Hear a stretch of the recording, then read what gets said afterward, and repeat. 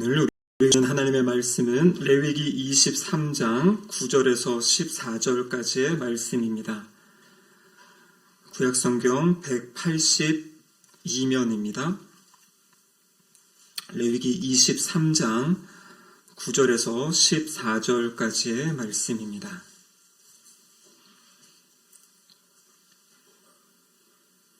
우리 하나님의 말씀을 한 절씩 교독하도록 하겠습니다. 여호와께서 모세에게 말씀하여 이르시되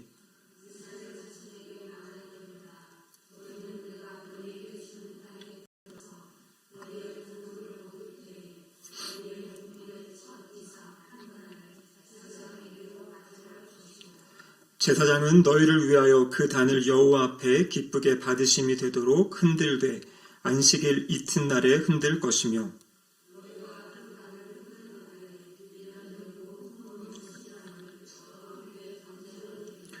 그 소재로는 기름 섞은 고운 가루 10분의 2 에바를 여호와께 드려 화제로 삼아 향기로운 냄새가 되게 하고 전제로는 포도주 4분의 1 흰을 쓸 것이며 너희는 너희 하나님께 예물을 가져오는 그날까지 떡이든지 볶은 곡식이든지 생이삭이든지 먹지 말지니 이는 너희가 거주하는 각 처에서 대대로 지킬 영원한 규례니라. 이는 하나님의 말씀입니다. 아멘. 기도하시겠습니다. 하나님 아버지 감사드립니다. 이 저녁 주의 말씀을 또 듣기 원합니다. 성령님 우리 가운데 찾아와 주셔서 우리의 귀를 밝혀주시고 또 마음의 눈을 뜨게 하여 주시옵소서. 설교자 입술을 주장하시사 하나님의 말씀을 잘 전달하고 선포할 수 있도록 도와주시옵소서. 예수님의 이름으로 기도드립니다. 아멘. 오늘 우리가 함께 살펴볼 여호와의 7가지 절기 중에서 오늘은 세 번째 절기입니다. 설교 제목을 보시면 절기 3 해서 초실절 이렇게 했는데요. 우리 첫 번째 절기와 두 번째 절기 기억하십니까? 첫 번째가 어떤 절기였죠? 여호와의 6월절이었고요. 그 다음 두 번째 절기는 여호와의 무교절 그렇게 되어 있었죠. 자꾸 잘 잊어버리시니까 제가 또 설명할 게 있어서 좋습니다. 자꾸 들으시다 보면 그럼 이제 기억에 또 나실 겁니다. 제가 왜 이 절기 이야기를 하냐면 이 절기가 성경에 여기저기 많이 나와 있고요. 또 이 절기가 오늘 나중에 살펴보겠지만 이게 다 예수님과 이렇게 연결되어 있는 그래서 놀라운 것이 무엇이냐면 하나님께서 이 절기를 어떤 사건이 일어나기 전에 먼저 주셨다고 했잖아요. 근데 먼저 주신 그 사건 하나하나가 예수 그리스도 사건과 다 연결되어지는 그래서 하나님께서 우리를 구원하시기 위한 그 구원의 계획이 얼마나 놀라운지를 이런 절기들을 통해서도 우리가 또 이제 배울 수가 있게 되거든요. 자, 그래서 오늘 본문은 그런 어떤 내용이냐면 초실절에 대한 그런 내용입니다. 세 번째 절기는 초실절인데요. 자, 오늘 초실절에 관한 말씀이 레위기 23장 한번 말씀 보여주시죠. 10절 이하에 보시면 같이 한번 읽어보겠습니다. 너희의 곡물의 첫 이삭 한 단을 제사장에게로 가져갈 것이요. 이 곡물의 첫 이삭 한 단을 가져가라 이렇게 되어 있죠. 민수기 18장 13절에 보면요. 같이 읽겠습니다. 그들이 여호와께 드리는 그 땅에 처음 익은 모든 열매는 내 것이니 그러니까 처음 익은 열매 이것을 이야기하고 있고요. 또 신명기 26장 2절에 보시면은요. 내 하나님 여호와께서 내게 주신 땅에서 그 토지의 모든 소산의 만물을 거둔 후 여기 보면 이제 소산의 만물 이렇게 되어 있는데요. 그래서 성경을 사실 눈 씻고 찾아보아도 이 초실절이라는 단어는 성경에 나오지 않아요. 방금 살펴본 것처럼 뭐 곡물의 첫 이삭을 드려라, 처음 익은 열매를 드려라, 소산의 만물을 드려라 이렇게 되어 있는데 이 초실절이라는 이름은 이러한 절기의 성격을 다 보고 유대인들이 이제 정한 그런 이름입니다. 그래서 이것을 이제 히브리어로는 욤 하비쿠림 이렇게 정해놨는데요. 그것을 이제 우리나라 말로 번역하면 초실절. 이 초자가 무슨 초자냐면 처음 초. 그리고 실자는 열매실. 그러니까 결국에는 첫 열매를 이야기하는 거죠. 그래서 첫 열매를 수확하고 그것에 대해서 하나님께 이제 바치면서 감사하는 절기. 그러니까 첫 열매를 추수하고 하나님께 감사하며 바치는 그런 절기가 바로 이 초실절이다라는 것입니다. 자, 그럼 초실절은 언제 지켜야 되는가라고 되어 있는데요. 오늘 본문에 한번 보시면 23장 11절에 이렇게 되어 있습니다. 제사장은 너희를 위하여 그 단을 여호와 앞에 기쁘시게 받으심이 되도록 흔들되 안식일 이튿날에 흔들 것이며 이렇게 되어 있죠. 그러니까 초실절은 언제 지키는 거냐면 안식일 이튿날 이렇게 되어 있습니다. 근데 여러분, 이 안식일은 사실 매주 돌아오는 건데 어느 안식일인가? 여러분, 이 안식일은 어느 안식일이냐면 앞에 나와 있는 유월절과 무교절을 이제 연결해서 살펴봐야 됩니다. 우리가 지난 시간에 배운 것처럼 이 유월절은 1월 14일이라고 그랬습니다. 양력은 아니고 유대인 절기로 1월 14일. 그리고 1월 15일부터 7일 동안 이제 무교절이 시작된다 그랬죠. 그러니까 유월절을 하루 지키고 그 다음에 이어서 7일 동안 무교절이 지켜집니다. 그런데 여기 나오는 초실절은 언제 초실절 이야기하냐면 무교절의 그 일주일의 기간 가운데 있는 안식일이 한 번 있어요. 일주일이기 때문에 언제나 안식일이고요. 그 안식일 다음 날. 안식일은 유대인들에게 무슨 요일인지 아시죠? 토요일입니다. 원래 금요일 밤부터 토요일까지 이렇게 되는데, 그러면 안식일 다음 날이면은 오늘날로 하면 그게 무슨 날일까요? 주일, 일요일이죠, 일요일. 그렇게 되는 것이에요. 그러니까 이 초실절은 이 유월절이 있고 이어지는 무교절의 기간, 무교절 기간 가운데 안식일 그 다음 날. 그러니까 이것은 날짜는 매년 바뀌지만 이 요일은 바뀌지 않아요. 언제나 초실절은 주일날, 일요일날 지키게 되는 것이에요. 이것을 제가 한번 표로 만들어 보았는데요. 이렇게 이제 볼 수 있습니다. 아주 작게 보이네요. 죄송합니다. 제 컴퓨터에서는 크게 보였는데 우리 스크린에는. 자, 만약에 저 맨 위에 보시면 수요일에 이제 주일부터 일요일, 월, 화, 수요일에서 14일이 유월절이다 하면 목요일부터 이제 무교절이 시작되어지고 이 토요일이 되면은 이제 17일 무교절 셋째 날이고 주일이 이제 무교절 넷째 날 18일 이제 그렇게 되는 겁니다. 그러니까 초실절은 언제나 이제 주일이고 일요일이고 근데 날짜는 유월절이 언제 시작되냐에 따라서 이게 18일이 될 수도 있고 이 아래를 보시면은 만약에 유월절이 14일인 경우에는 그럼 무교절이 이제 16일부터 시작이 되고 초실절은 이제 주일날 똑같이 되어지는 이제 이러한 식으로 이제 된다는 것이에요. 그래서 언제나 이 초실절은 이 무교절 사이에 있는 일요일, 그게 바로 이제 초실절이 된다라는 것이 이제 성경에 기록되어 있는 이 초실절을 지켜야 되는 날입니다. 자, 이제 그림은 됐고요. 나중에 한번 보시고, 그래서 방금 본 것처럼 만약에 6월절이 금요일이라면 그러면 이제 초실절이 언제 되는 거냐면 일요일이 되는 이제 그러한 것이 이제 된다는 거죠. 자, 이 초실절을 성경을 보면요, 개인적으로 먼저 지켰습니다. 이 성전이 완성되기 전까지는 개인적으로 지키게 되고, 성전이 완성된 이후에는 이제 국가적으로 함께 지키고 개별적으로 지키는 것뿐만 아니라 이제 국가적으로 지키는 이제 그러한 내용들이 나와 있어요. 그래서 민수기 18장이나 신명기 26장에 보면 이제 개인적으로 초실절을 지키는 내용들에 대해서 기록하고 있고, 오늘 레위기 23장은 학자들에 의하면 이것은 공동체적으로 함께 이 초실절을 지키는 이제 그 절기를 지금 설명하고 있다라고 이야기하고 있습니다. 그래서 제가 이제 성경의 자료와 또 이 유대인들이 해왔던 역사적인 그 흐름들을 보면 이 초실절을 이제 이렇게 지킨다 그래요. 우리 6월절을 지킨다고 할 때 6월절이 1월 14일인데요. 6월절 날 잡을 양이나 염소 이걸 언제 준비하냐면 4일 전인 1월 10일 날 이제 흠이 없는 것들을 잘 준비해서 4일이 지난 다음에 6월절에 잡게 되거든요. 그러니까 먼저 준비하는 시간이 있습니다. 이 초실절 같은 경우에는 첫 이삭을 하나님께 드리는 건데요. 이것을 준비한 날이 있어요. 언제 이걸 준비하냐면 6월절 날 이걸 준비한다 그래요. 그래서 6월절 1월 14일 날 유대교의 최고의 기관인 산헤드린, 우리 신약성경에 보면 이 공회 그래 나오면서 산헤드린 공회가 있거든요. 이 산헤드린에서 특별히 몇몇 사람들을 선발해 가지고 이 초실절에 드릴 그 이삭, 이 보리, 특별히 보리를 이렇게 따로 심고 키우는 곳이 있다 그래요. 이것이 바로 예루살렘 근처에 이 기드론 골짜기에 에쉬스 밸리라는 곳이 있는데, 거기에다가 이제 국가적으로 이 초실절을 지키기 위해서 거기다 이제 보리밭을 만들어 놓고 거기다 이제 키우는 겁니다.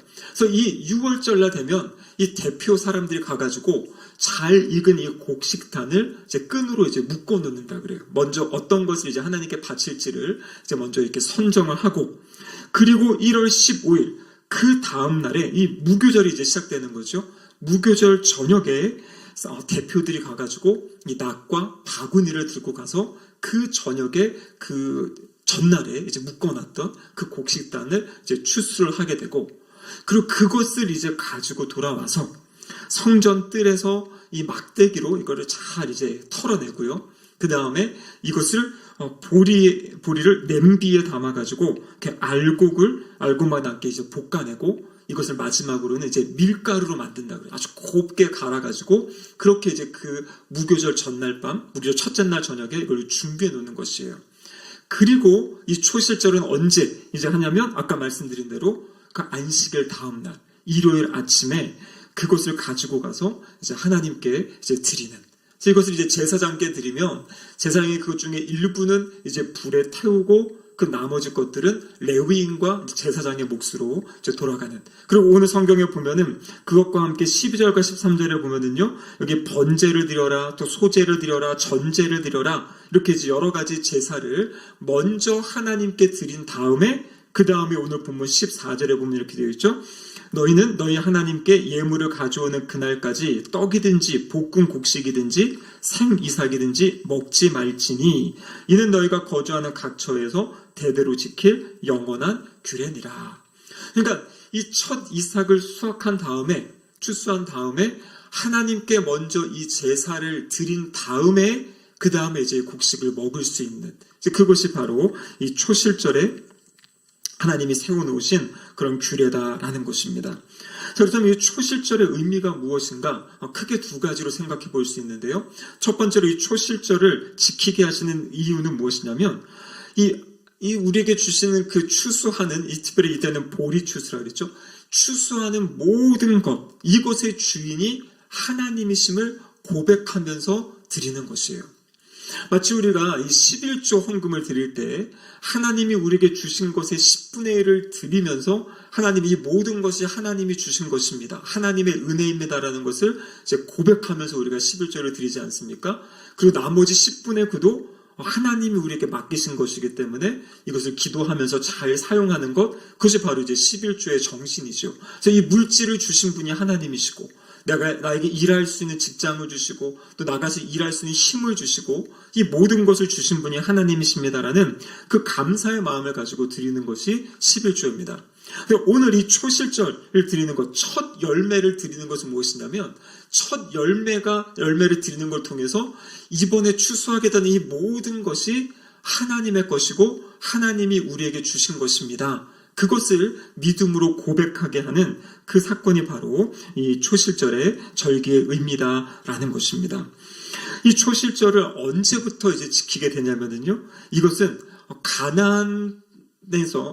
애굽에서 출애굽한 이후에 하나님께서 이제 이 절기를 주시잖아요. 근데 실제 이 초실절을 지키게 되는 것은 이스라엘 백성들이 광야 40년 동안 지키지 않고요, 바로 가나안 땅에 정착한 이후에 이제 지키게 되는 것이에요.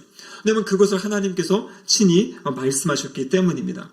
우리 출애굽기 13장 2절 말씀해 보시면 이렇게 되어 있죠. 같이 한번 읽어보겠습니다. 이스라엘 자손 중에서 사람이나 짐승을 막론하고 태에서 처음 난 모든 것은 다 거룩히 구별하여 내게 돌리라. 이는 내 것이니라 하시니라. 그러니까 지금 이 출애굽기 13장은 출애굽기 12장의 6월절 사건을 지난 이후에 6월절 때 하나님이 어떻게 하셨습니까? 이스라엘 백성들의 장자, 첫 짐승, 이것들을 하나님이 지켜주시고 보호해 주셨잖아요. 이 피를 바른 집은 이 심판이 넘어갔죠. 그래서 그 이후에 주신 말씀이 뭐냐면, 사람이나 짐승을 막론하고 태에서 처음 난 그 모든 것은 내 것이다, 나에게 돌려라. 이 말씀을 6월 이후에 하나님이 주신 겁니다. 그리고 출애굽기 23장 19절에 보면 또 이렇게 되어 있어요. 같이 한번 읽어보겠습니다. 내 토지에서 처음 거둔 열매에 가장 좋은 것을 가져다가 너희 하나님 여호와의 전에 드릴지니라 이렇게 되어 있죠. 여기 보면은 토지에서 처음 가진 것, 가장 좋은 것을 여호와께 드려라. 그래서 결국에는 이 출애굽 사건 이후, 출애굽은 무엇을 이야기합니까? 이 구원받는 것을 이야기하잖아요. 구원 이후에 그때 이 장자의 죽음에서 면하게 하신 그 하나님의 은혜를 기억하면서 이 첫 것, 사람뿐만 아니라 짐승, 그리고 출애굽기 23장에 보면 바로 토지의 첫 열매까지 하나님께 드리는 것에 대해서, 그러니까 첫 열매를 하나님께 드리는 것에 대해서 지금 이야기하고 계신 것이에요. 그래서 이것은 이제 대표성의 원리로 이것을 드리면서 나머지 모든 것도 하나님의 것입니다. 라는 것을 이제 하나님께 드리는 이제 그런 것들을 이제 이야기하고 있는 거죠. 그래서 요즘은 이제 이런 게 잘 없는 것 같기도 한데, 예전에는 이제 부흥회하고 하면 우리 부흥 강사님들이 이런 얘기 많이 하셨잖아요. 첫 열매는 하나님께 드려야 된다. 이제 그 근거를 뭐를 이야기하냐면, 이것을 이제 지금 이야기하는 거죠. 이 초실절의 이야기. 그래서 제가 처음 사역했던 교회도 이 교회 안에 어떤 분위기, 문화들이 있지 않습니까? 그 교회는 어떤 것이 있었냐면, 청년들이 취업을 하게 되면 처음 받은 월급을 다 하나님께 드리고 시작하는 게 있었어요. 그래가지고 저녁 예배 때 되면 이제 목사님이 주로 청년들이 저녁 예배도 다 드리면서 이제 헌금을 하면 이제 그걸 이제 이야기를 하시고 또 축하하고 온 성도들이 이제 박수 쳐주고 축복하는 기도를 하는데, 그 교회의 문화는 자연스럽게 선배들이 이렇게 한 걸 이어받아가지고 취업하면 첫 예물을 하나님께 드리고 또 이렇게 시작을 하는 이제 이런 문화들이 이제 있었던 거죠. 우리 얼마 전에 우리 강성호 목사님이랑 또 이야기하는데, 강 목사님 계셨던 교회에도 이제 그런 문화가 있었다 그래요. 그래서 이거는 교회 안에서 어떠한 분위기를 또 어떻게 우리가 이것이 하나님이 나에게 주신 첫 열매이고 앞으로 이제 모든 것을 하나님이 주실 것입니다. 어떤 믿음의 고백으로 이제 그렇게 드리는 이제 그런 모습들도 이제 있다라는 것이죠. 자, 그런데 그래서 첫 번째 드리는 것은 결국에 모든 것이 하나님의 것입니다라는 것을 이제 고백하는 그런 의미고요. 두 번째 중요한 것은 감사의 의미가 이제 큰 것이죠. 그래서 오늘 본문 10절에 보면 이렇게 되어 있습니다. 이스라엘 자손에게 말하여 이르라, 너희는 내가 너희에게 주는 땅에 들어가서 너희의 곡물을 거둘 때에 너희의 곡물의 첫 이삭 한 단을 제사장에게로 가져가라. 그래서 아까 말씀드린 대로 이 초실절은 언제부터 지킬 수 있는 거냐면 주는 땅, 그러니까 약속의 땅, 가나안 땅에 들어간 이후에 이것을 지킬 것을 말씀하시는 거예요. 그러니까 결국에는 이것은 약속이 전제가 되는 거죠. 하나님이 그 땅을 주신다고 했는데 그 땅을 받은 이후에, 말 그대로 그 땅을 취한 이후에 이 절기를 이제 지키게 되는 것이에요. 그렇기 때문에 이것은 하나님께서 우리에게 약속하신 것을 이루어 주셨다, 성취해 주셨다라는 그 감사의 고백을 담아 드리는 겁니다. 여호수아 3장을 보면요, 이제 여호수아의 인도를 따라 가지고 이들이 이제 요단강을 건너게 됩니다. 여러분, 요단강 건널 때도 홍해가 갈라진 것처럼 이제 강물이 이제 위로 거슬러 올라가고 이들이 이제 건널 수 있게 됐죠. 근데 요단강을 건넌 다음에 이들이 처음 딱 들어간 곳이 어디였냐면 길갈이라는 그런 지역이었어요. 근데 하나님께서 이들에게 말씀하셔서 이들이 뭘 하게 되면 그곳에서 할례를 행하게 됩니다. 그럼 사실 이건 되게 놀라운 일이지요. 왜냐하면 이미 가나안 땅에 들어왔어요. 그럼 이제 가나안 백성들이 언제라도 이스라엘을 공격할 수 있는 그런 상황이거든요. 요단강을 건넌 다음에 그곳에서 할례를 행합니다.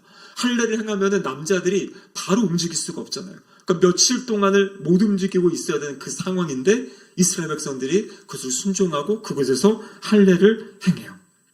그리고 말씀에 보면요, 그곳에서 1월 14일이 되었을 때 유월절을 지키게 돼요. 그래서 첫 번째 유월절이 바로 이스라엘 백성들이 요단을 건너고 그 길갈에서 유월절을 지키게 됩니다.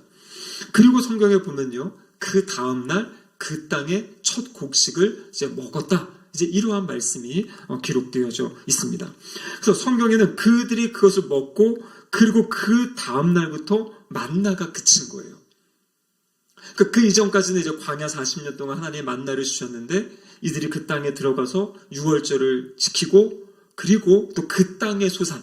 여러분, 근데 그 땅의 소산은 이거 누가 농사지었던 겁니까? 가나안 사람들이 지었던 거잖아요. 이스라엘 백성들은 그냥 광야에 딱 들어왔는데 그 추수 때가 돼가지고 그것을 이제 먹게 되는 거죠. 그래서 이 모든 것이 하나님이 해주신 겁니다. 하나님이 이제 광야의 이 만나가 아니라 이 땅에, 가나안 땅에 이 곡식으로 우리를 먹여주십니다. 그것을 이제 감사하면서 드리는 거죠. 그래서 성경학자들은 여기 보면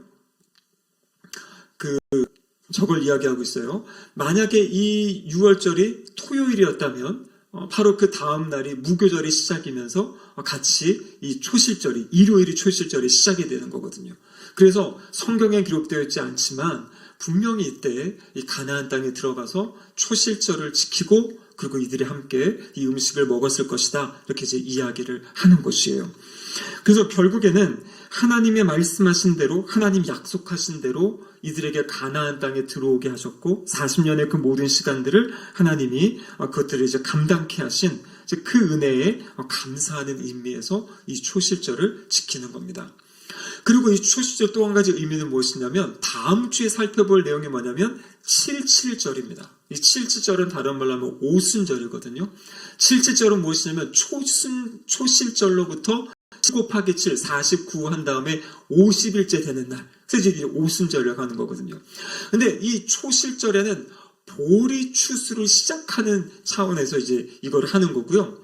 그리고 이 77절은 보리추수가 마무리되면서 이제 밀추수를 시작할 때가 바로 이 77절이 지켜지게 되는 거거든요. 그런데 이것이 이제 나중에 신약으로 가면은 저기 오순절 성령 강림이랑 다 연결이 되는 이제 그러한 내용이 있습니다. 그래서 이 보리추수, 이것을 첫 이삭을 추수하면서 이들이 기대하는 게 뭐냐면 하나님, 이 마지막까지 이 추수가 잘 진행되게 해주시고 또 우리 50일 뒤에 쓸 이 밀추수까지 하나님 은혜 가운데 잘 추수하게 해주세요라는 이 초실절의 의미는 하나님의 하신 일에 대한 감사의 의미와 함께 앞으로 있을 추수에 대해서 하나님께 기대하고 하나님께 소원하는, 하나님께 좋은 곡식들, 또 우리가 열심히 일한 것에 대해서 풍성한 열매를 맺게 해주세요. 그런 의미에서 바로 이 초실절을 지키게 되는 겁니다. 이 구약 시대부터 이제 예수님 당대까지 이 초실절을 그렇게 지켰는데요. AD 70년에 이제 로마에 의해서 이 예루살렘 성전에서 무너지지 않습니까? 성전이 다 무너지고, 그리고 약 2000년 동안 이 공동체적으로 초실절을 지키지 못했어요. 그리고 1948년 우리가 아는 것처럼 이스라엘이 다시 건국되고, 그래서 그때부터 이스라엘 사람들은 다시 이 초실절을 지킨다 그래요. 지금은 이제 그 성전에서 할 수는 없고 농업의 중심지인 하이파라는 이제 그곳에서 모여가지고 이제 축제를 즐기고, 지금은 보니까 오늘날에는 이 키부츠라고 있지 않습니까? 이 공동 농장. 이 초실절이 되면 이 키부츠마다 이제 그곳에서 이제 첫 열매를 드리면서 감사하는 이제 그런 모습을 지금까지도 이어오고 있다라고 이야기합니다. 제가 처음에 말씀드린 것처럼 이 절기를 살펴보는 이유는 이 절기의 그 당시의 역사적인 의미, 하나님이 말씀하셨고 말씀하신 것을 이미 하나하나 성취하는 것도 보여주는 거죠. 가나안 땅을 주시겠다 말씀하셨는데 실제 그 땅을 이들에게 주셨고 또 그 땅의 곡식을 먹게 하시고 그래서 그것에 하나님께 이렇게 감사하는 모습. 근데 그것뿐만 아니라 이것은 다 예수 그리스도의 사역을 이제 예표하고 있다, 이렇게 이제 말씀을 드렸죠. 우리가 이 신약성경을 보면 예수님이 십자가에 못 박히신 날이 언제냐면 6월절 아침입니다. 6월절 저녁 식사를 금요일 저녁에 하고, 목요일 저녁에 하고 6월절 아침, 그때 십자가에 못 박히세요. 그래서 우리가 지금도 성금요 예배를 원래는 이제 그 낮 12시부터 3시까지 초대교회 때는 그렇게 드려왔었는데요. 그래서 금요일을 우리가 성금요일로 지키는 것이 바로 금요일날 예수님이 십자가에 달리시고 이제 죽으시는 거죠. 돌아가신 거죠. 근데 그 예수님이 돌아가신 시간이 오후 3시죠. 그러니까 이 6월절로 치면 6월절 거의 마지막 시간에 예수님이 십자가에 달려 죽으십니다. 그리고 어떻게 됩니까? 예수님이 빈 무덤에 이제 묻히시게 되는 거죠. 그것이 성경에 보면 이제 안식일, 토요일이에요. 토요일 날 무덤에 계시고, 그리고 예수님이 부활하신 날이 언제냐면 주일 새벽이죠. 그것이 이제 우리가 알고 있는 그 3일간의 일입니다. 근데 여러분 이것을 잘 보시면 성경에 예수님이 그 죽으셨던 그 6월절이 금요일, 1월 14일이 금요일이 6월절이에요. 그 십자가에 죽으신 사건이 이제 6월절, 그것을 나타내고 있고요. 무교절은 예수님이 무덤에 있던 그 토요일, 안식일을 이야기하는 거고요. 그리고 초실절날 예수님이 부활하신 거예요. 그래서 첫 열매가 되신 그 사건. 그래서 이렇게 보면은 예수님의 십자가의 죽으심과 부활하심이 성경에 나와 있는 이 절기, 유월절과 무교절과 초실절, 이것이 동시에 맞게 이렇게 돌아가는, 이렇게 짜임새 있게 맞아 들어가는 그러한 모습을 보여주고 있는 것이죠.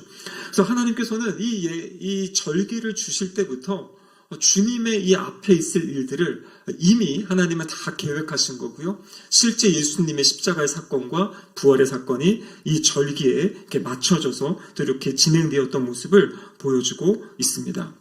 자, 그렇다면 초실절에 예수님이 부활하셨다. 그럼 이것이 어떤 의미가 있겠습니까? 신약성경의 고린도전서에 보면요, 하나님께서 이것을 설명해 주세요. 같이 한번 읽어보겠습니다. 고린도전서 15장 20절입니다. 그러나 이제 그리스도께서 죽은 자 가운데서 다시 살아나사 잠자는 자들의 첫 열매가 되셨도다. 그러면 초실절의 첫 열매는 이제 앞으로 보리 추수가 시작되어지는 그 첫 번째 열매예요. 그것을 하나님께 드린 거였죠. 근데 바로 예수 그리스도가 십자가에 죽으시고 부활하신 것, 첫 열매가 되신 그것은 무엇을 이야기하는 겁니까? 예수님이 부활하신 것처럼 예수님을 믿는 모든 사람들이 부활하게 될 것이다라는 것을 보여주는 것이에요. 그래서 고린도서 15장 22절에 보면 그것을 설명하고 있죠. 같이 한번 읽어보겠습니다. 아담 안에서 모든 사람이 죽은 것 같이 그리스도 안에서 모든 사람이 삶을 얻으리라. 아멘. 그래서 예수님의 그 부활의 사건, 초실절에 일어난 그 부활의 사건은 예수님이 첫 열매가 되셔서 부활하신 것처럼 예수님을 믿는 모든 성도들이 마지막 예수님 재림하실 때 부활할 것을 우리에게 이제 보여주고 약속해 주신 것, 그것이 바로 이 초실절의 의미다라는 것이에요. 그래서 결국에 이 초실절은 우리가 생각할 때 예수님의 부활과 연결이 되는 것이고요.